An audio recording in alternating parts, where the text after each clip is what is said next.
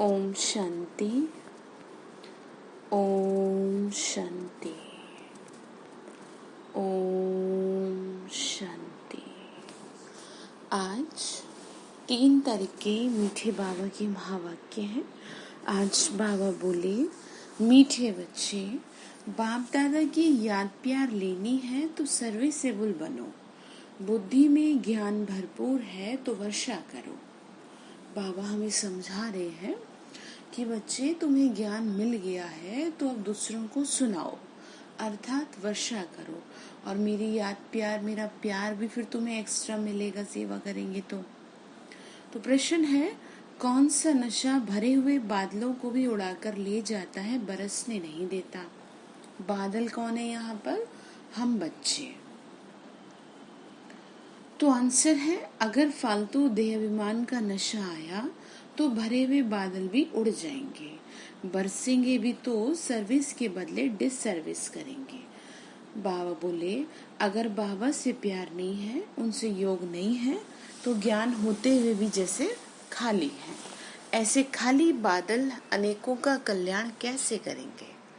बाबा बोल रहे हैं, बच्चे, देह अभिमान ऐसी चीज है कि जो तुम्हें सर्विस करने भी चलोगे तो भी डिससर्विस हो जाएगी तुमसे।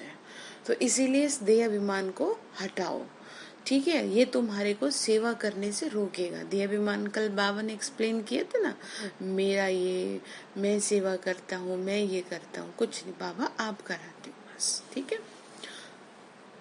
ओम शांति। बाकी थोड़े बादल बच्चे हैं, मतलब थोड़े बच्चे हैं। जैसे बरसात जब कम हो जाती है तो सागर के ऊपर बादल नहीं होते, ठंडे हो जाते हैं। जैसे यहाँ भी ठंडे हो जाते हैं। बादल उनको कहेंगे जो रिफ्रेश हो जाकर वर्षा करते हैं, मतलब बाबा की सेवा करते हैं, दूसरों को ज्ञान का दान देते हैं, उसको वर्षा कहा जा रहा है। अगर कोई बरसात नहीं करते तो उनको बादल थोड़ी कहेंगे, मतलब ज्ञान सुनाते ही नहीं, सेवा करते ही नहीं, क्योंकि बादलों का काम क्या है? बरसना। तो बच्चे नहीं करेंगे तो फिर बाबा क्या कहेंगे? तो ये है ज्ञान बादल, वो है पानी के बादल। ज्ञान के बादल आते हैं तब जब सीजन होती है। बाबा ने क्या कहा? ज्ञान के बादल आते हैं जब सीजन होती है, रिफ्रेश हो जाकर औरों को रिफ्रेश करने। बादल भी नंबरवार होते हैं। बाबा ने कहा इस समय क्या करना है, इस समय सेवा करनी है ना। बादल भी नंबरवार होते हैं, कोई तो बहुत जोर से बरसते हैं। बादलों का काम ही है बरसना, बरसना और मुरझाए हुए पौधों को क्या कर देना? रिफ्रेश कर देना। देखो कितना अच्छा बाबा हम बच्चों को एक्सप्लेन कर रहे हैं कि तुम दूसरों को ज्ञान ऐसे सुनाओ कि जो मुरझाए पड़े हैं वो भी अच्छे हो जाएं, एकदम रिफ्रेश फील करें खुद को। जिनमें पूरा ज्ञान है वो चिप कर नहीं बैठते, उनको बाबा का डायरेक्शन भी नहीं चाहिए। है ही बादल, मतलब जिनको इतना समय हो गया ज्ञान में चलते हुए, या समय नहीं भी हुआ, ज्ञान तो बुद्धि में बैठ गया ना, तो इसलिए सेवा करनी चाहिए। बाबा कहीं तभी सेवा करें, ऐसे थोड़ी, सेवा तो करनी चाहिए। बाबा ने कहा वो फिर बैठेंगे थोड़ी, वो सेवा में लगेंगे, क्योंकि वो है ही बादल। आते हैं बादल बरसने के लिए। जहाँ देखिए कलराठी जमीन है तो जाके सब्ज करना चाहिए, मतलब जहाँ पे ऐसी आत्माएं हैं जहाँ कल्याण की जरूरत है, अनेक आत्माओं का कल्याण करना है, दुखी निराश देख रहे हैं आप, तो ऐसी जगह जाके सेवा करो। महारथी बच्चे तो जब सेंटर्स को महारथी बच्चे तो सब सेंटर्स को अच्छी रीति जानते हैं।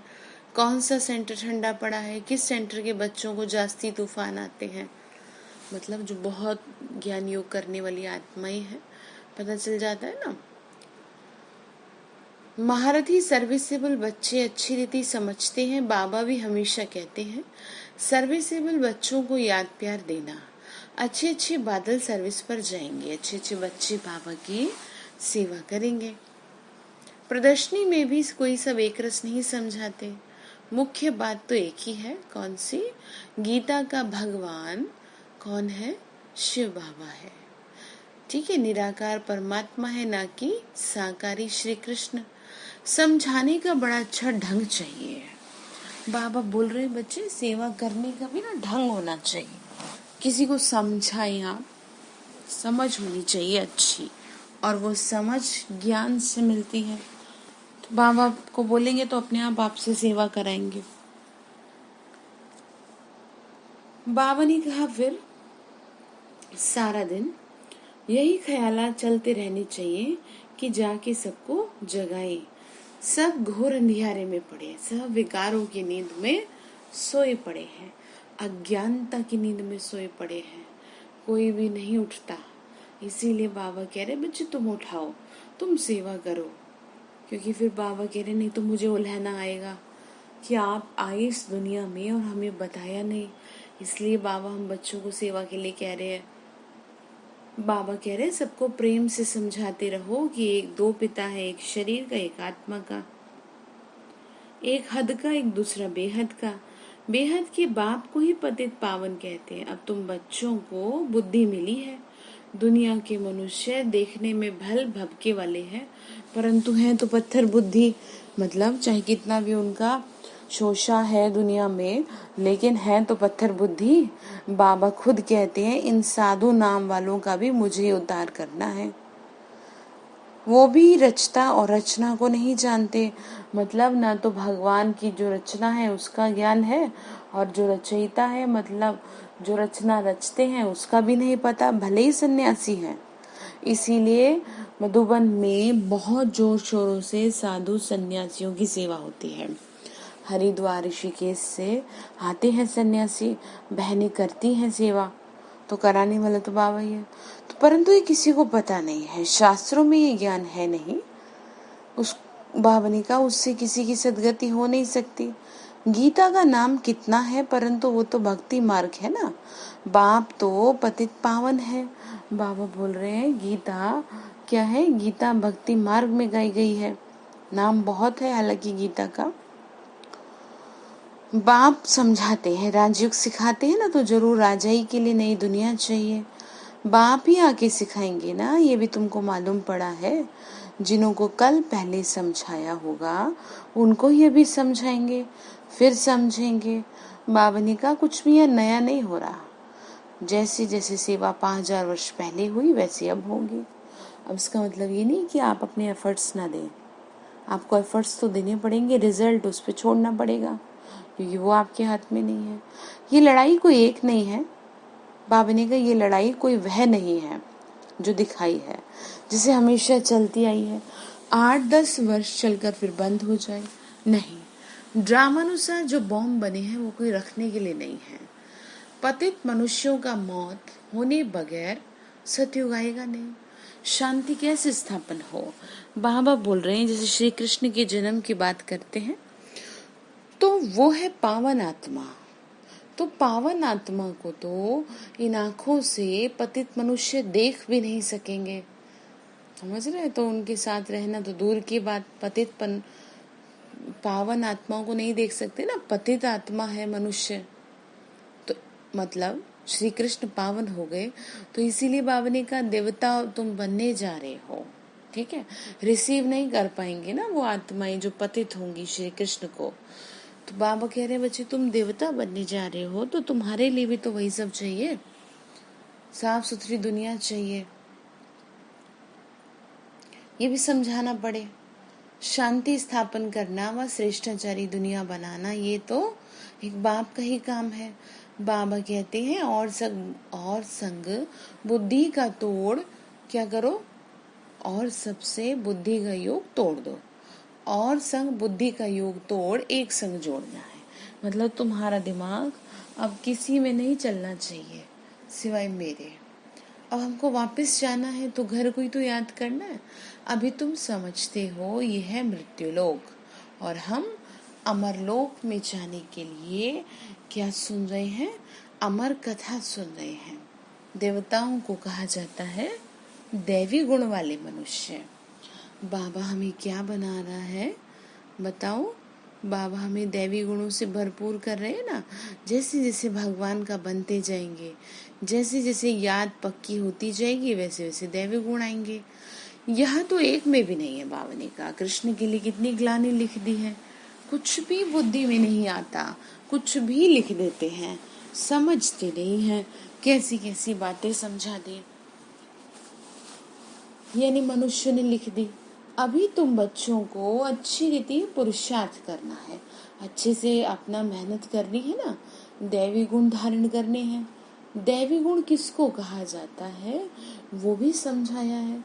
संपूर्ण निर्विकारी जरूर बनना है, ये है पहला मुख्य गुण। बाबा कह रहे बच्चे सबसे पहले देहाभिमान को छोड़ेंगे तभी तो बनेंगे ना। जहाँ बाबा ने कहा जहाँ तहाँ तुम देखेंगे पवित्र के आगे अपवित्र क्या करते हैं, माथा टेकते हैं। सत्युग है ही पवित्र, तो वहाँ मंदिर होते नहीं। बाबा क्या कह रहे हैं, सत्युग क्या है, पवित्र है, ठीक है, तो वहाँ पे मंदिरों की जरूरत है नहीं, यहाँ पर है मंदिरों की जरूरत। क्यों? क्योंकि पतित मनुष्य है, तो कहीं तो जाके सर झुके, कहीं तो रुके इंसान, अदरवाइज भागम भाग लगी रहे। बाबा बोले बच्चे जो पावन थे ना वही अभी पतित बने हैं। ये है बहुत जन्मों के अंत का जन्म। कल कहा ना अंत का भी अंत है, सृष्टि का तो अंत है ही, उसमें भी सभी का, हमारा एक एक चीज का, सबका अंत है, प्रकृति का भी। बाबा ने कहा बच्चे देखो इस पुरानी दुनिया, बाबा कहते इस पुरानी दुनिया को, पुराने शरीर को भूलना है। इस पुरानी दुनिया को अब खत्म होना है, इसे खलास होने में देरी नहीं लगेगी। ये पुरानी दुनिया धन दौलत माल मिल्कियत सब गई की गई, बाकी थोड़े रोज हैं दुनिया में, थोड़े किसी को पता है कि ये पुरानी दुनिया खत्म हो जाएगी। वो तो बाबा हमें पहले से पहले सावधान कर रहे हैं कि तुम जल्दी से अपनी कमाई कर लो कि ये पुरानी दुनिया खत्म होगी। तुम सुनाते हो ना, परंतु विश्वास, जब विश्वास भी बैठे ना, भगवानुवाच जब समझे तब बुद्धि में बैठे। बाबा क्या कह रहे हैं कि भगवान कह रहा है जब ये बात समझे तब बुद्धि में बैठे। यहाँ कोई इंसान थोड़ी बैठा है ये प्रवचन करने के लिए, तो निराकार बाबा का काम चल रहा है। बाप तुम बच्चों को कहते हैं अपने को आत्मा समझ मुझ बाप को याद करो। बच्चे जानते हैं बेहद का बाप हमको राजयोग सिखाते हैं। वो है सब आत्माओं का बाप, सब ब्रदर्स हैं। स्वर्ग में सभी ब्रदर्स सुखी थे, मतलब आत्माएं सब सुखी थी। कलयुग में सभी ब्रदर्स यानी आत्माएं दुखी हैं। सभी आत्माएं नरकवासी हैं, सिर्फ आत्मा तो नहीं होगी ना। बाबा ने कहा शरीर भी तो चाहिए, आत्मा शरीर के साथ ही तो दुख भोगेगी। अभी तुम बच्चों को आत्माभिमानी बनना है, इसमें ही मेहनत है। मासी का घर नहीं है ये पक्का। ये अवस्था पक्की हो तभी तो पहले निश्चय हो कि परमपिता परमात्मा हमको पढ़ा रहे हैं। शिव बाबा आते हैं इन शरीर द्वारा पढ़ाने। क्यों आते हैं बाबा? पढ़ाने। हम भी शरीर द्वारा सुनते हैं, धारणा करते हैं, संस्कारों अनुसार ही एक शरीर छोड़ दूसरा लेते हैं। और ये संस्कार इस समय बाबा हमें भर रहे हैं ना, दैवी संस्कार। अभी कौन से संस्कार थे? कलयुगी संस्कार थे। जैसे बाबा लड़ाई वालों का मिसाल देते हैं ना, लड़ाई के संस्कार ले जाते हैं, तो फिर उसमें ही आ जाते हैं। बाबा ने कहा कि देखो जो जैसे संस्कार ले जाता है फिर वैसे ही जगह जन्म ले लेता है। अब बाप के संस्कारों का भी तुमको मालूम है कि निराकार बेहद के बाप में क्या संस्कार है। वो मनुष्य सृष्टि का बीज रूप है, ज्ञान के संस्कार है, वो हमें भर रहे हैं। पतित पावन ज्ञान का सागर है, वही आकर के पावन बनाएंगे ना। तो बाबा कहते हैं बच्चे याद करो तो तुम्हारे जन्म जन्मांतर के विक्रम क्या होंगे? भस्म हो जाएंगे। जन्म जन्म का जो बोझा सर पे है उतर जाएगा। अदरवाइज नहीं तो बहुत सजाएं खानी पड़ेंगी, पद कुछ भी नहीं मिलेगा। बाबा कह रहे बच्चे तुम्हारी भलाई किसमें है? मेरी याद में है। सजा मेरे बन के सजा खाओ तो पूरी बात होगी ना। अब बच्चे जानते हैं बाबा हमको सहज रास्ता बता देते हैं। कहते हैं मन मना भाव, ये अक्षर भी गीता में है, परंतु इसका अर्थ नहीं समझते। कहते हैं मामिकम याद करो, देह सहित देह के सब धर्मों को छोड़ अपने को आत्मा समझ मुझ परमपिता परमात्मा को याद करो। याद को ही क्या कहते हैं? योग अग्नि। याद को क्या कहते हैं? अग्नि। क्योंकि अग्नि से क्या हो जाता है? अग्नि में भस्म हो जाती है चीज। तो हम भी अपने पापों को नष्ट कर सकते हैं मीठे बाबा की याद में रहकर। ठीक है। अच्छा, फिर कहा योग कॉमन अक्षर है, गीता में भी है ना, परंतु सिर्फ कृष्ण का नाम डाल देने से तो घोर अंधियारा कर दिया।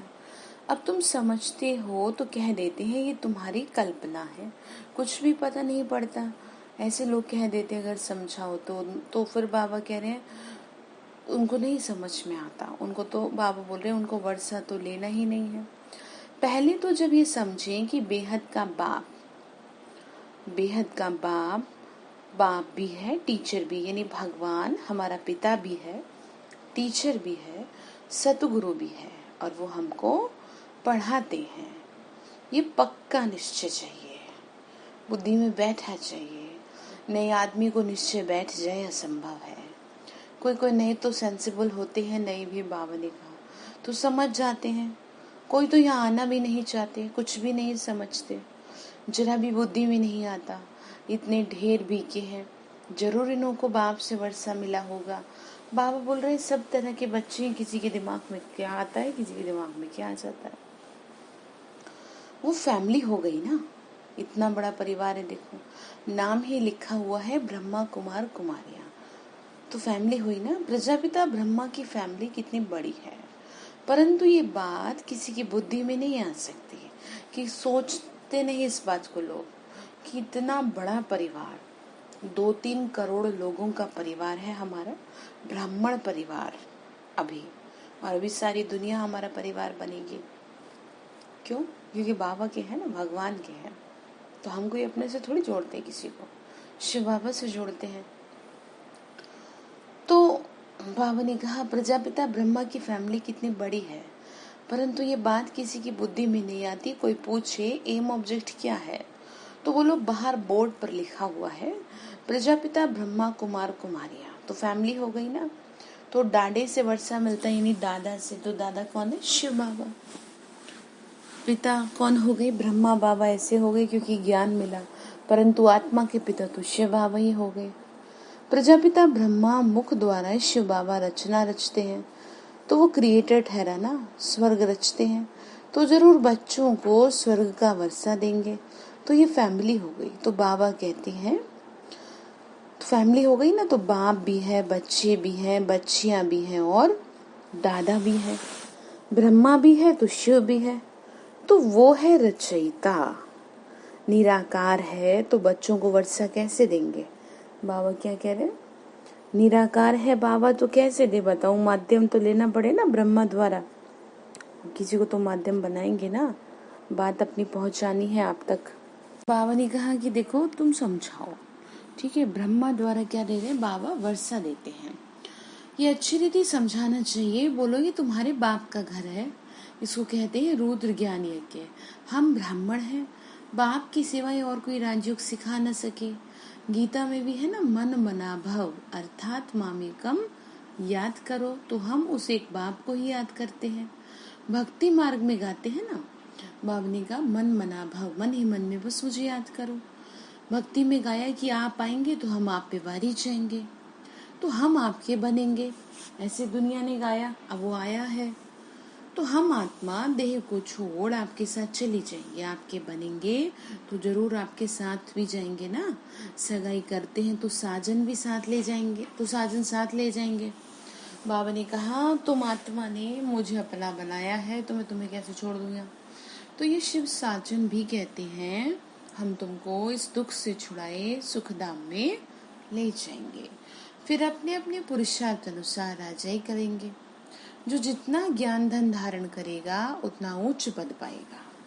छोटी छोटी कुमारियां भी सर्विस कर रही हैं, उन्हों को ही बड़े बड़े विद्वान पंडितों आदि को समझाना है। शौक होना चाहिए। क्या कहा? शौक होना चाहिए। बाबा ने कहा कुश्ती होती है तो बड़ी बड़ी चैलेंज देते हैं, कि इनके साथ हम लड़ेंगे। तो बाबा ने कहा तुम्हें शौक होना चाहिए आत्माओं के कल्याण करने का, ये नहीं हम कैसे समझा दें, हमें तो याद ही नहीं होता टॉपिक। ऐसे थोड़ी सेवा करनी चाहिए। सर्विसेबल बच्चों को आराम से सोना नहीं चाहिए। बाबा कह रहे हैं आराम आराम है, मतलब तुम्हारे लिए नहीं है। जो भी अपने को महारथी समझते हैं उन्हें सुख में सोना नहीं है, उन्हें तो सेवा करनी है। सर्विस पर चक्र लगाना चाहिए। आजकल बाबा प्रदर्शनियां बहुत बनवाते रहते हैं। बाबा कह रहे बच्चे महारथी बच्चे बनो तुम भी अब। वैसे महारथी कहा जाता है जो बहुत ज्ञान योग में परिपक्व होता है, जैसे बड़े बड़े सीनियर सिस्टर्स। तो बड़ों बड़ों को निमंत्रण भेज दो, अभी नहीं तो पीछे आ जाएंगे। साधु संत महात्मा कोई भी हो जगाते रहो। मतलब बाबा कह रहे तुम सो मत जाओ, तुम सेवा करो। तुम्हें मैंने सोने के लिए अपना नहीं बनाया, तुम्हें मैंने सेवा के लिए अपना बनाया। मतलब ऐसा नहीं कि सो मत, पर ऐसे नहीं, सेवा का उमंग रखो। मेरे हो ना तो सेवा करो। बाबा ने कहा परंतु बात करने वाला चाहिए महारथी, जिनका बाप से योग नहीं, प्यार नहीं, वो जैसे खाली बादल है। मतलब चल तो रहे हैं काफी समय से ज्ञान में, लेकिन वो प्यार चेहरे से दिखता कैसे नहीं। वो रूहानियत दिखनी चाहिए ना, रौब बाबा का, दुनिया वाला रौब नहीं, देवाभिमान वाला नहीं। प्यार, भगवान का प्यार दिखे, उसकी सेवा की खुशी दिखे। वो बाबा ने कहा कि वो तो फिर वैसे के वैसे ही हैं, जिनको प्यार तो नहीं है मेरे से, वो क्या करेंगे फिर सेवा। ये तो जानते हो ना, पढ़े हुए के आगे फिर अनपढ़े बरी ढोएंगे। मतलब जिनको ज्ञान नहीं होगा वो आत्माएं फिर कैसे चलेंगी बताओ, उनको उनके सामने आना पड़ेगा। हर एक खुद को समझ सकता है हम कहाँ तक पढ़े हैं, मतलब भगवान की सेवा कितनी की आपने, पूछेगा वो। हर एक समझे खुद। अगर बादल भरा हुआ हो और बरसे नहीं तो बादल ही किस काम का। कहते हैं हर एक को अपनी समझ चाहिए। फालतू देह अभिमान के नशे में रहेंगे तो ऊंच पद हमेशा के लिए गंवा देंगे। बाबा बोल रहे हैं बच्चे, देह अभिमान क्या है, 5 विकार नरक का द्वार कहते हैं ना, तो देह अभिमान भी वही है, पहुंचा देगा एकदम नीचे गिरा देगा। फिर बाबा बोले आगे, बाबा को सर्विस का कितना शौक है, गवर्नमेंट को समझाना चाहिए। तो हमको हॉल दो, जैसे सेवा करते हैं ना, दिल्ली में सेवा जैसे होती है, जैसे लाल किले पे और बड़े बड़े जगह, तो जहाँ हम ये रूहानी सेवा कर मनुष्य को देवता बना दे। बाप आई ही है राजयोग सिखाने, युक्ति समझानी, बाबनी का राजयोग सिखाने, लेकिन युक्ति युक्त समझाना चाहिए। जो भाषण ही नहीं जानते वो थोड़ी समझा सकेंगे, ऊंच पद पा नहीं सकेंगे। मतलब सेवा तो करो चाहे जैसे भी करो, पद वह पा सकेंगे जो सेवा करेंगे। बड़ों बड़ों को लिखो तो इस नॉलेज के बगैर भारत का व दुनिया का कल्याण नहीं हो सकता। एजुकेशन है मुख्य। एजुकेशन यहाँ पर कौन सी, स्पिरिचुअल एजुकेशन। ये लक्ष्मी नारायण ने भी तो एजुकेशन से ये पद पाया। कौन सी एजुकेशन ली, आध्यात्मिक ज्ञान दिखाया है ना श्री राम को भी, राजगुरु द्वारा राज विद्या ग्रहण की, श्री कृष्ण को भी। अगले जन्म में फिर राजयोग सीखे हैं। हम भी अभी यहाँ पढ़ रहे हैं, स्कूल में स्टूडेंट समझते हैं हम ये इम्तिहान देकर फिर जाके ये बनेंगे। ये तुमको नॉलेज मिली है ना, वो इस दुनिया के लिए नहीं है।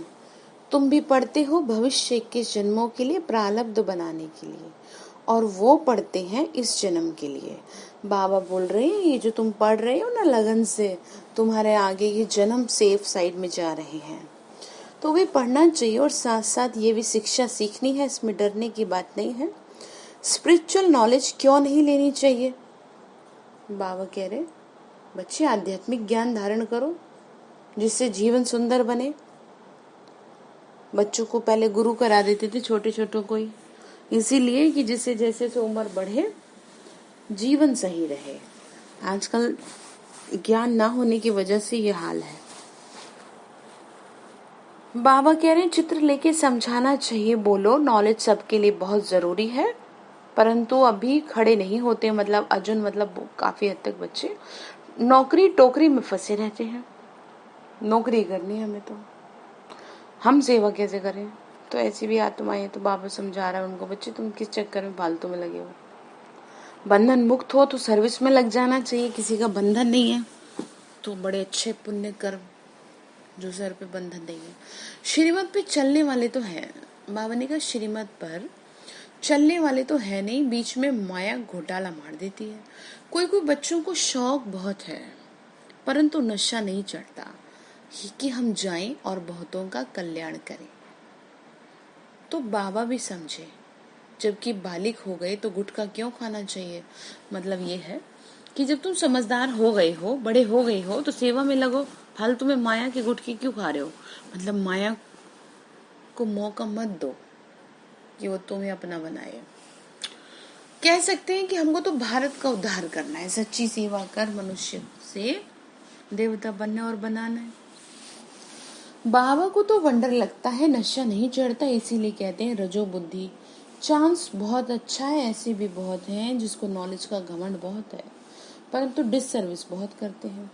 मतलब ज्ञान का भी कई बार घमंड आ जाता है, कईयों को सेवा का भी आ जाता है। बाबा ने कहा तो वो सर्विस क्या करेंगे, वो तो और उल्टा डिससर्विस कर देंगे।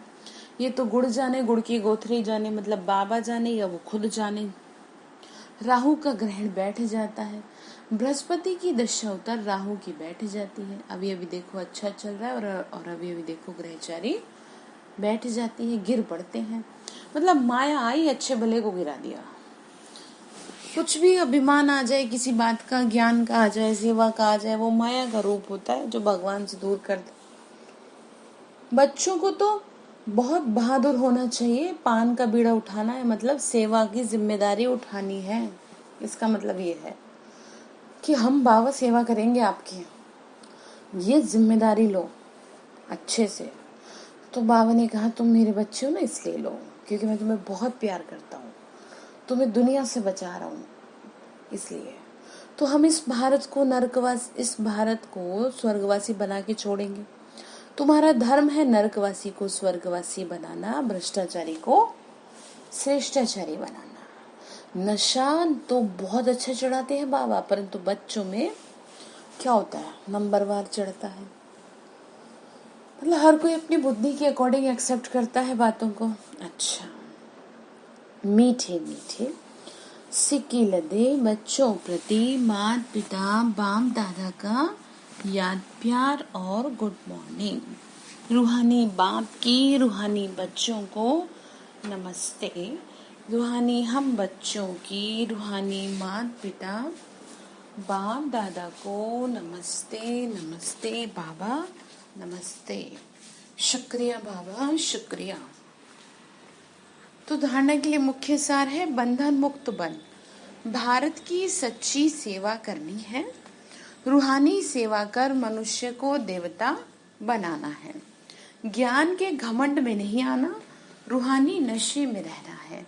बाबा बोल रहे हैं बच्चे तुम्हें आत्मिक नशा होना चाहिए, तुम्हें अपना घमंड नहीं होना चाहिए। बाबा कह रहे बच्चे ज्ञान के नशे में, घमंड में नहीं, और आत्मिक नशा। दूसरी पॉइंट है निश्चय बुद्धि बन, पहले अपनी अवस्था पक्की करनी है, देह सहित जो कुछ भी देखने में आता है उनसे तोड़ना है और एक बाप से जोड़ना है। बाबा कह रहे हैं तुम्हें शरीर के साथ साथ जो भी कुछ चारों तरफ देख रहे हो उन सब चीजों से तुम बुद्धि को हटा दो, क्योंकि कुछ भी वो रहने वाला नहीं है जिसमें तुम्हारी बुद्धि अटकी पड़ी है, इसलिए हटा दो। तो और एक बाप के साथ जोड़ लेना। तो वरदान है बाप के संस्कारों को अपना निजी संस्कार बनाने वाले, व्यर्थ व पुराने संस्कारों से मुक्त भाव। बाबा के संस्कार मेरे संस्कार, कोई भी व्यर्थ संकल्प व पुराने संस्कार देह अभिमान के संबंध से हैं। शरीर के भान की वजह से आपका व्यर्थ चलता है, मतलब जैसे घर को लेके व्यर्थ, इसका मतलब जैसे आप अपने घर के किसी काम को लेके सोचे जा रहे हो तो वो क्या हो रहा है, वो व्यर्थ चल रहा है। आपको लगता है ना मैं ही तो हूँ सब करने वाली या करने वाला, ये सोचना चाहिए ना। कल बाबा ने कहा तुम थोड़ी हो, करावनहार बाबा है, करनहार हो, सिर्फ करवा रहा है, तो फिर देह अभिमान कैसा। तो इसीलिए कहा आत्मिक स्वरूप के संस्कार बाप समान होंगे। जैसे बाप सदा विश्व कल्याणकारी, परोपकारी, रहम दिल वरदाता है, ऐसे स्वयं के संस्कार नेचुरल बन जाएं। ध्यान रखिएगा, जैसे बाबा है ना रहम दिल, ऐसे तुमको भी नेचुरल संस्कार बनाने हैं। ये नहीं याद दिलाना पड़े बार बार। बोल और कर्म स्वतः उसी प्रमाण चलना है। जीवन के संस्कार एक चाबी है जिससे स्वतः चलते रहते हैं, फिर मेहनत करने की जरूरत नहीं पड़ती। बाबा ने कहा कैसे चल रहा है जीवन, संस्कारों के हिसाब से चल रहा है। और मैं तुम्हारा पिता, तुम मेरे बच्चे, तो तुम मेरे संस्कार धारण करो। तो फिर बाबा ने कहा मेहनत की जरूरत नहीं पड़ेगी, फर्स्ट क्लास जीवन चलेगा। स्लोगन है, आत्मिक स्थिति में स्थित रहे, अपने रथ यानी शरीर द्वारा कार्य कराने वाले ही सच्चे पुरुषार्थी हैं। क्या कहा, अपनी आत्मिक स्थिति में स्थित रह के इस शरीर का यूज करना है। मैं आत्मा इस शरीर द्वारा ये काम करा रही हूँ। जैसे ग्रुप में भेजा था ना, वो सारी बातें भगवान से वायदा करो, भोजन के समय, स्नान के समय, भोजन बनाते समय, सोते समय याद दिलाओ स्वयं को मैं कौन हूँ, आत्मा, और इस शरीर द्वारा करा रही हूँ। तो आज होमवर्क क्या दिया, निश्चय बुद्धि बन। क्या चेक करना है आपको, निश्चय बुद्धिमान अपनी अवस्था को चेक करेंगे। अच्छा, ओम शांति।